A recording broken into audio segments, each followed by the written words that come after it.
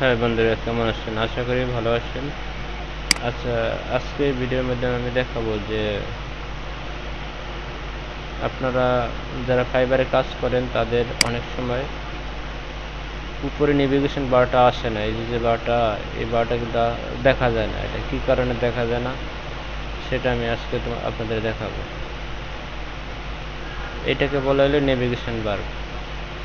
তো এইটা যদি আপনার না দেখা যায়, যেমন এখনই একটু এই যে এখনই আপনার দেখা যাবে না।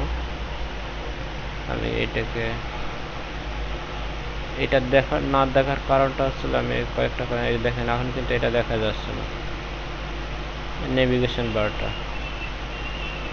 অনেকে এটা খুঁজে পায় না যে ভাই আমার ফাইবার অ্যাকাউন্টে তো আমার নেভিগেশন বার দেখা যাচ্ছে না।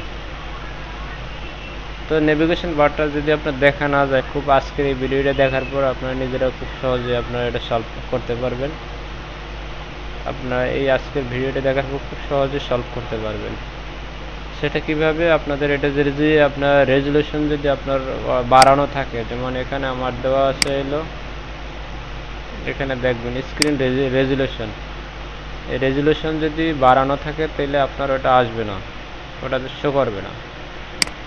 এখানে যদি আমি এখানে 1400 ইন্টু 1050 কিংবা 1856 ইন্টু 392 1920 ইন্টু এত রেজুলেশনে যদি দিতাম তাহলে এটা আমারটা শো করতো না।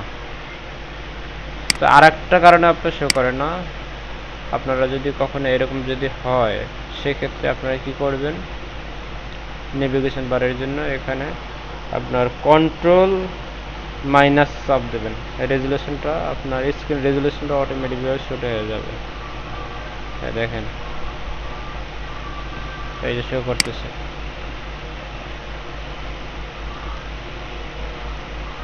এই ড্যাশবোর্ড, মেসেজ, অর্ডার, গিগ, এই নেভিগেশন বারটা।